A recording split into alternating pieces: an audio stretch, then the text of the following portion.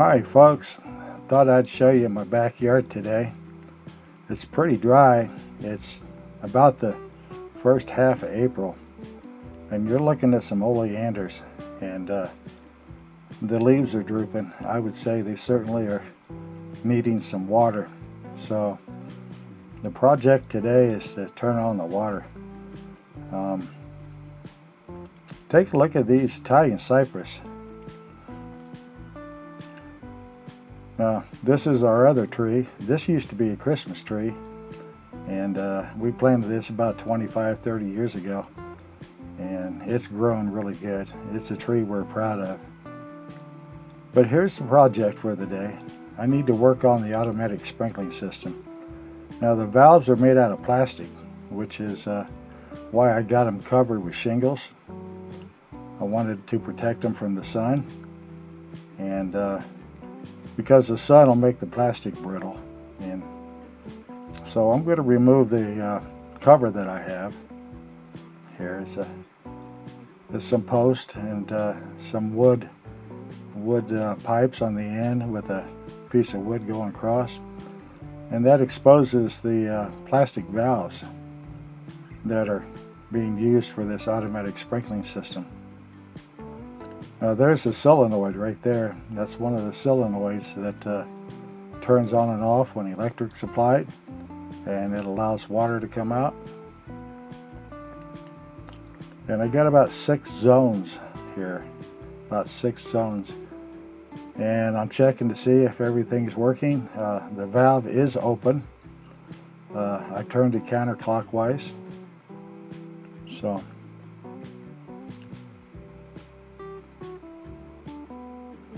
now the next thing I'm going to do is turn off the water, because I use that to drain the system in the winter so the pipes won't burst. So I'm turning off the water there.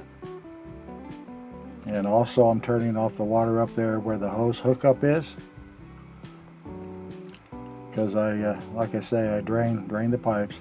Now I'm turning the water on right now. Counterclockwise opens the water, and it'll be feeding the water manifold for all of the automatic sprinkling valves.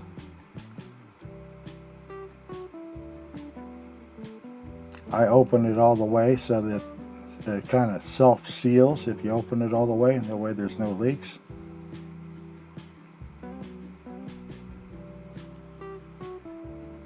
Here's an arbor. It's a beautiful arbor.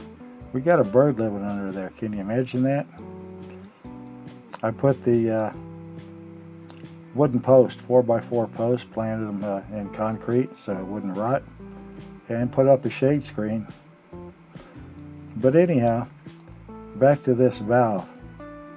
Now I'm turning this valve on manually.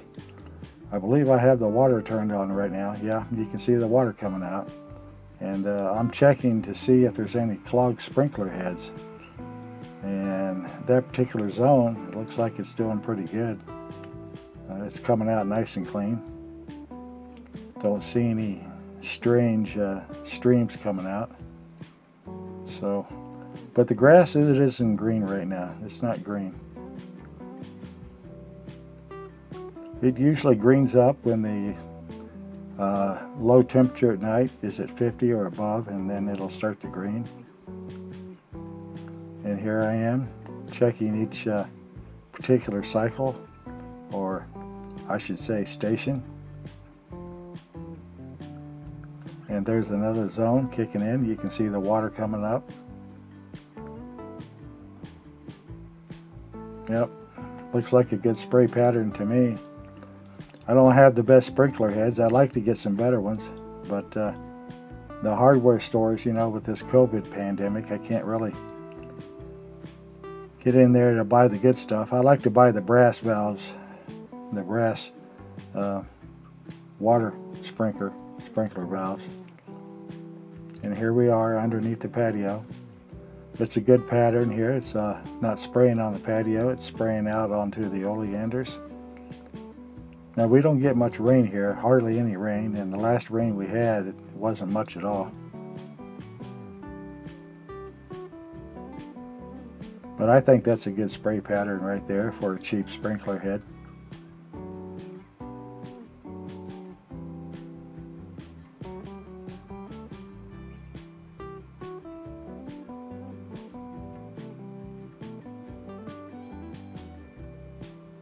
And you can see the water dripping off the oleander leaves. A lot of them have turned brown. I think, you know, starved of water and starved of fertilizer. They measure our water usage here in New Mexico for the months, I believe, of December. What is it? December, January, and February. If you use water, your sewage bill is going to go up. So we don't, you know, we actually shut the water off in the winter, even though it may not be that cold, that frozen. So, but we'll start it up in April just to be, you know, make sure that we don't have a big sewage bill. And that looks like that's doing pretty good, that sprinkler.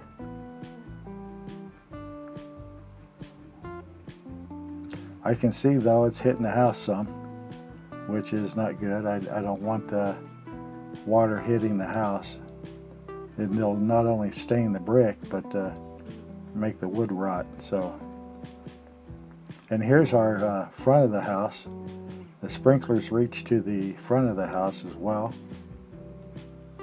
And you're looking at not only the sprinklers, but actually you can see how sandy the soil is right here. Look how sandy that is. Not much nutrients in the soil out here. It's just like sand. And it's not unusual to have this type of soil all around southern New Mexico, because it's pretty much what it is. And here's the sprinkler head that's watering our big beautiful Afghan pine tree in the front yard. And that pine tree is doing good. It's desert adapted. It's made to live in the drier regions, and it's called an Afghan pine. Produces lots and lots of pine cones.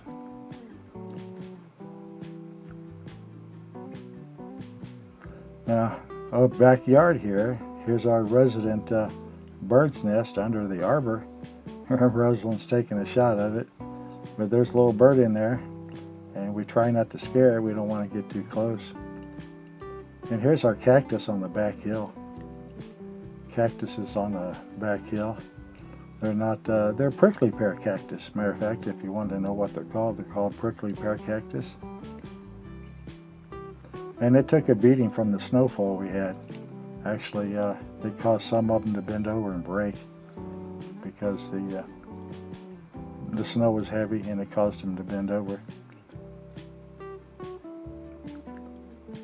Now here I am trying to adjust this valve because you can see I've definitely got a leak here. And I'm going to tighten it up. It's very difficult. It's calcified. And I'm not having much luck tightening this thing up because it's calcified.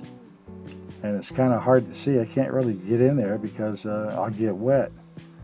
But I have to be careful here because, like I said, I can't just take off and go to the hardware store because, you know, this COVID pandemic, I would be afraid to go in and buy some plumbing. So I'm very careful. I'm watching how hard I turn.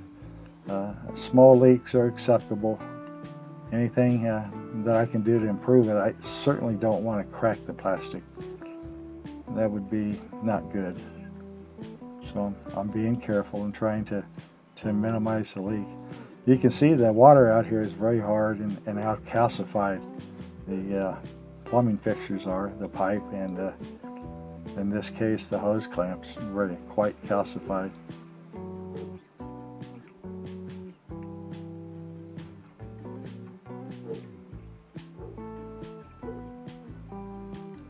Just shutting off the water.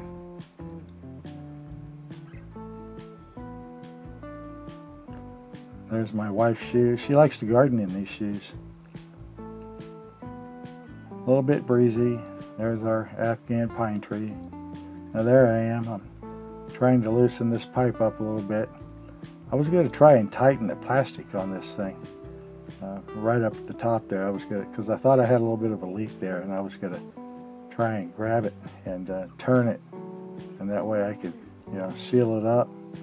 But I decided against it because frankly I thought it was gonna crack if I put any more pressure on it. So I just left it alone. I'm gonna live with it until until we get our shots for this COVID pandemic, COVID, our vaccine. I'm just going to put it back together, as you can see.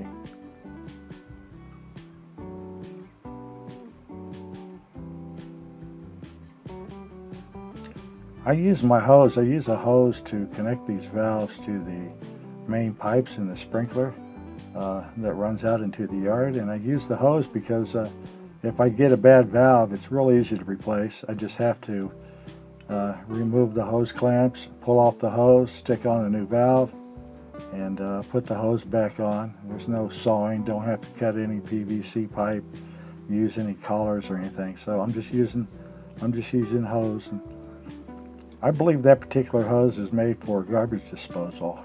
If you wanted to know, I think it connects the dishwasher to the garbage disposal. It's about as the hose you'd be looking for.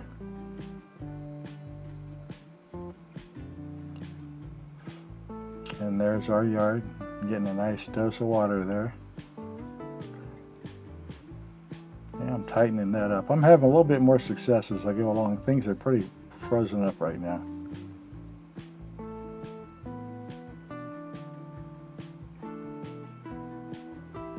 The main thing is to get the water on and working without breaking anything. Plastic is brittle, especially if it's been outside, and certainly brittle when it's been out in the sun. So, but I don't want to break it, because then that would require a visit to the hardware store. So I am restraining myself. I'm going too hog wild with it. Now I'm going to put the cover on. I use shingles to cover this with because I figured it was the most sun resistant. And like I said, it's a 2-post going into 2-pipe. And I open it up enough to where it covers the plastic on the automatic sprinkler valves. And it seems to protect it from the sun, keeps it from cracking. Now it's time for me to go inside. I'm inside right now, and I'm getting ready to set this timer. This is a automatic timer that turns the whole system into an automatic sprinkling system. And it's been a while since I've set this, so I'm kind of learning as I go along. But the main idea is to get this thing to come on at around, I'd say 11 p.m. And I'm looking for about 10 minutes per zone. Yeah, I'd say about 10 minutes per zone. And right now I'm setting looks like I'm setting the time, because it doesn't know what time it is, what date it is, or year it is. So I'm setting it as I move along here. This is an old device. It must be at least 10 years old. And our neighborhood has regulations where certain addresses can water on certain days, and I don't know, it gets confusing for me. I'm just setting this up right now. I'm just setting it up so that it'll get about 10 minutes per zone and water every other day, which is what I'm looking for. See, you can see it doesn't even know what time it is. Now this is battery operated, as well as 110, 120 volts. I'm sure the battery's tired or had it, so it's running off of 110 volts. And that's the way I keep it. Now there it is. It's 11 o'clock. See, I just set it for 11. I wanted to come on at 11 p.m.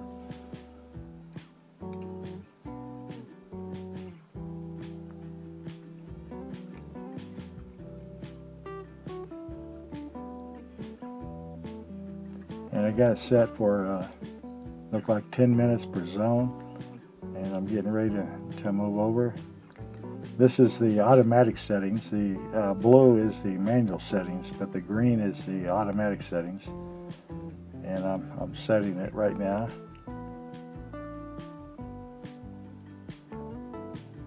I have it set to the number of days, which is 2. I guess that would be every other day, which would be fine with me, but you know, they want you to order, you know, water on certain days only. I don't think this control can do it.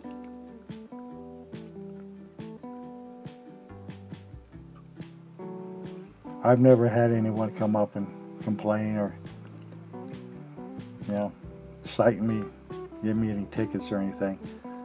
I do try and save water. Water is life out here in the desert. It's important. Well, speaking of water, here's the cactus we have in the backyard. And each one of these little protrusions here is going to be a seed pod. And you look at it and you can see that they're the prickly pear cactus, and some of them have pretty big ears. Here's a view from the front of our house. Nice clean streets. Beautiful place to live here. Here's our resident white-winged dove. Likes to perch on top of our fireplace. This one's got an itch.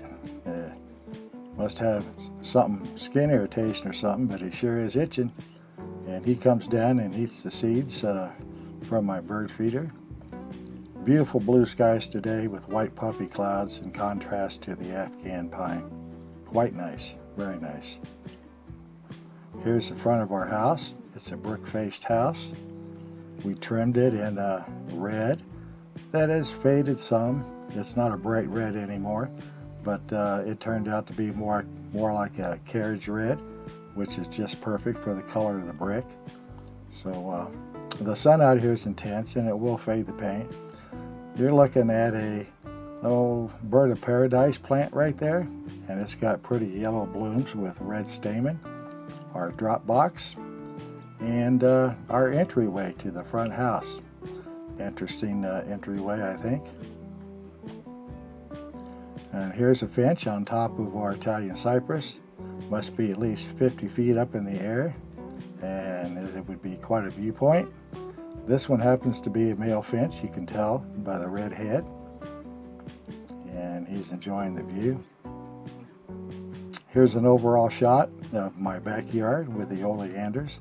Oleanders grow good back here. The grass has not turned green yet, and there's some more finches. This one's on a different Italian cypress. It looks like a female and one male, but the male looks like a young one. Not a lot of red on his head, and so he's just kind of hanging out now. See, there's the big male. That's the male that lives in that tree. And overall, these are the Italian cypress. We planted 5, only 2 survived, and my bird feeder. I love to feed the birds. It's been a little tough getting the seeds during this pandemic, so I haven't been feeding them every day. I feed them when I can, and it works out okay. They get a little something, and I enjoy them. And the beautiful blue skies looking through the Afghan pine tree.